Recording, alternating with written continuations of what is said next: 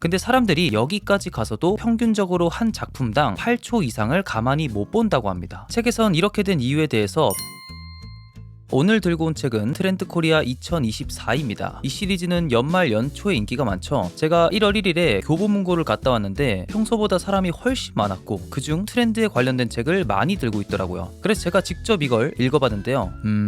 이게 베스트셀러? 물론 좋은 내용도 있는데 제 기준에선 과연 이걸 트렌드라고 할 수 있을까 하는 내용도 많았어요. 아무튼 까는 건 나중에 하고 그렇다면 2024년엔 무엇이 뜨는지 한번 알아가 보겠습니다.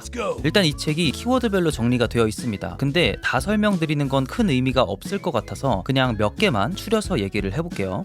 2024년 개인은 어떻게 변해갈까? 쉽게 말씀드리면 금붕어입니다. 네. 책에 나와 있는 거예요. 우리의 평균 집중 시간이 많이 줄었다는 건데요. 캐나다 연구원들이 2,000명의 참가자의 뇌파를 조사했는데 우리의 평균 주의 집중력이 이전의 12초에서 지금 8초까지 감소했다고 합니다. 당연히 스마트폰, SNS 영향이 컸겠죠. 책에도 재밌는 예시가 있는데 영국 런던에 테이트 갤러리라고 유명한 곳이 있는데 좀 권위가 있는 곳이라고 해요. 근데 사람들이 여기까지 가서도 평균적으로 한 작품당 8초 이상을 가만히 못 본다고 합니다. 심각하죠. 책에선 이렇게 된 이유에 대해서 분초사회를 얘기하는데요. 이 개념이 아주 중요합니다. 이 분초사회는 뭐냐면 시간이라는 개념이 중요해지면서 모두가 효율성을 극대화하는 선택만을 한다는 건데요. 쉽게 말해 뭘 하나를 지그시 향유하기보다는 한정된 시간 내에 빠르게 여러 가지 일을 하고 싶은 사람이 많아졌다는 거예요. 유튜브 1.5배로 틀어놓고 카톡 쇼핑을 동시에 하는 게 우리 모두의 일상이 돼버린 거죠. 좋게 말하면 시간의 손실을 없애고 싶은 거고 나쁘게 말하면 하나를 깊게 못 본다고 볼 수 있습니다. 자, 그러면 분초사회의 시작점은 어디였을까? 바로 많은 양의 정보와 그걸 가능하게 해준 IT 기술의 발전이라고 볼 수 있습니다. 우리는 집에서도 유튜브, 넷플릭스, 웨이브, 티빙, 인스타, 페이스북, 트위터, 에어비앤비, 블로그 뭐 볼 게 엄청 많죠. 이렇게 할 수 있는 게 많아지니까 뭔가 하나를 깊게 파는 것보단 다양하게 찍먹하는 게 유리해진 거죠. 그래서 요즘 서비스나 컨텐츠를 제작하는 사람들이 가장 중요하게 여기는 게 소비자를 절대 지루하게 만들어선 안 된다는 거예요. 이탈하는 속도가 정말 빨라졌거든요. 제가 유튜브를 제작하는 입장에서 말씀을 드리자면 시청자는 무의식적으로 굉장히 냉정한 편입니다. 특히 쇼츠는 한 1, 2초만 재미없어도 넘어가고 그래요. 그쵸? 자, 그러면 이런 소비자의 트렌드를 잘 반영해서 성공하고 있는 기업들을 한번 봅시다. 쿠팡이 인기인 이유, 바로 최저가 알려주고 배송은 다음날 도착. 틱톡이 인기인 이유, 15초 안에 날 웃겨줌. 각종 결제수단, 엔페이 무슨 페이 하면서 원터치로 거의 변하고 있죠. 이처럼 모든 영역에서의 핵심은 빠르고 간편해야 한다는 거예요. 자, 근데 문제가 있습니다. 빠르게 우리를 만족시키는 게 부작용도 있다는 거예요.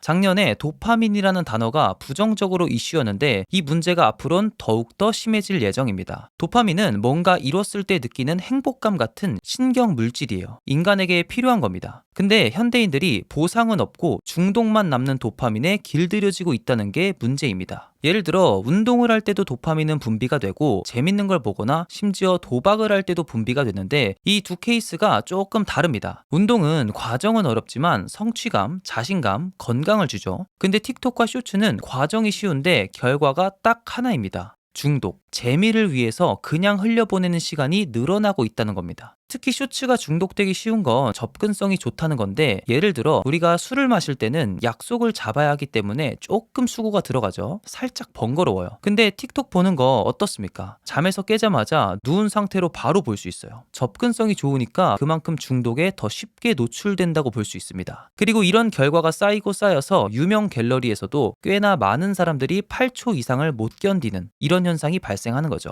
도파민만 쫓는 걸 과연 좋은 트렌드라고 할 수 있을까?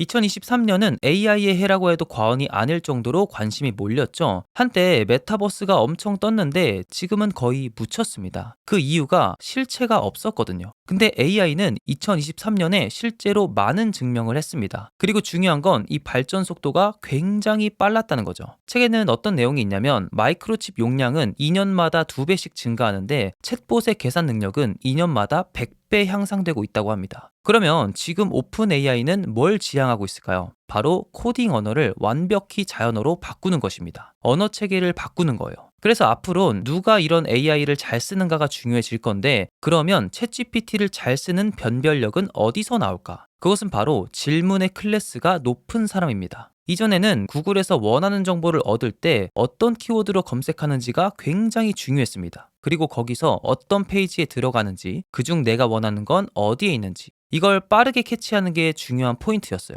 이걸 검색력이라고 하는데 AI에선 그것보단 질문력이 더 중요해집니다. 예를 들어 A는 2024년 소비 트렌드를 알려줘 라고 할 때 B는 세계에 저명한 트렌드 분석가 5명을 추려서 분석 자료를 알려주고 그걸 기반으로 논문을 작성해줘. 대중에게 신뢰를 줄 수 있는 권위자의 참고를 많이 해줬으면 좋겠어 라고 할 수 있다는 거죠. 실제로 챗 GPT는 같은 대화방 안에서는 이전에 내가 어떤 질문을 했는지에 따라서 다른 답변을 보여줍니다. 때문에 논리적 사고가 뛰어난 사람은 더 논리적 답변을 들을 수 있는 거죠. 그러니까 유능하다는 기준이 단순히 똑똑함이 아니라 AI를 이용한 문제 해결 능력이 중요해지는 거죠. 이건 좀 씁쓸한 얘기긴 합니다.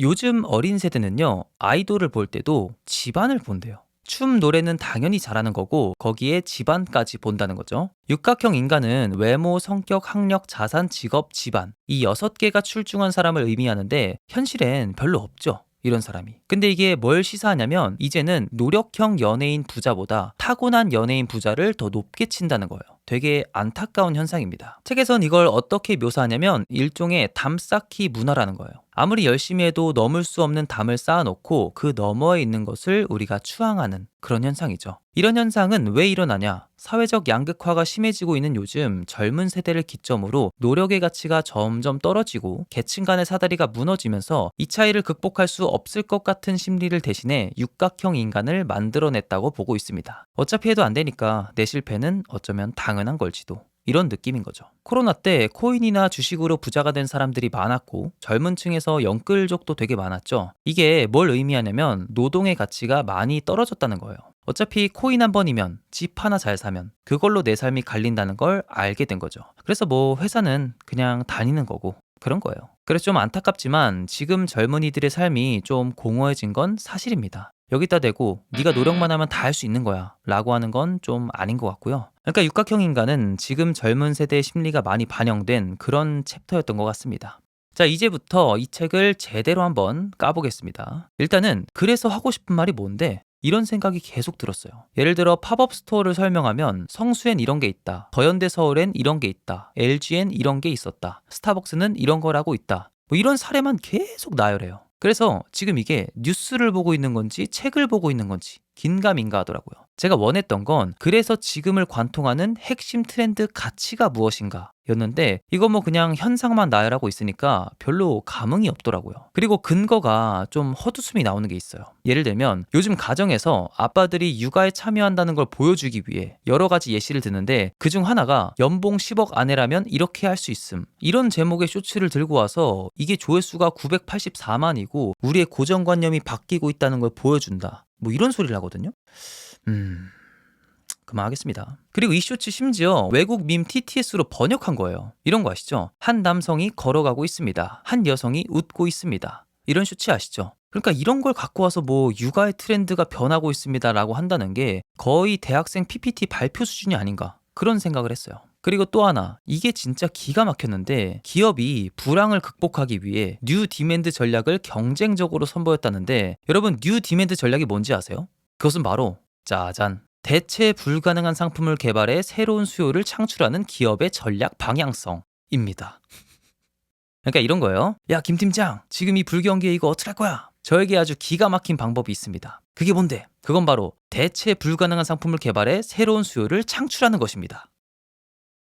어떤 느낌인지 아시겠죠? 그러니까 이런 식으로 별것도 아닌 걸 단어만 바꿔서 포장해 놓은 게 많아요. 그리고 그게 트렌드래. 물론 몰랐던 내용도 많이 알게 됐는데 트렌드라기보단 사례에 가까웠습니다. 그래서 좀 아쉬운 점이 되게 많았던 책이었어요. 자, 정리. 2024년 분초 사회를 통해 우리는 더 개인화될 것이고 효율을 찾겠지만 한편으로 하나를 깊게 바라보는 능력을 잃을 수도 있다. 간편함, 빠름, 개인화, 이 3가지를 기준으로 많은 것들이 바뀔 것이고 그것에 발빠르게 반응하는 것이 중요해질 것이다. 라고 볼 수 있겠네요. 우리는 계속 효율을 찾겠죠. 모든 기술이 당신에게 최적화된 서비스를 빠르게 제공할 것입니다. 오늘은 조승현 작가님이 했던 말을 전해드리면서 영상 마무리하겠습니다. 어떤 나라의 문화를 제대로 즐기고 싶다면 불편함을 감수할 줄 알아야 한다. 그게 단순히 맵다고, 짜다고, 쓰다고, 어중간하게 한국화된 외국 음식을 먹는다면 그건 그 나라의 문화를 온전히 즐겼다고 보긴 어렵다. 즉, 불편함을 감수할 줄 아는 사람이 뭔가를 제대로 깊게 받아들일 수 있다. 빠름을 추구하는 이 시점에 천천히 스며드는 좋은 문장이었던 것 같습니다. 도파민의 홍수 속에도 무언가에 대해선 깊게 흡수할 수 있는 여러분들이 됐으면 좋겠습니다. 어땠나요? 이 책 좋은 책인가요? 나쁜 책인가요? 어떤 비판도 좋으니 여러분들의 생각을 댓글로 남겨주세요. 다음엔 더 재밌는 책 들고 올게요.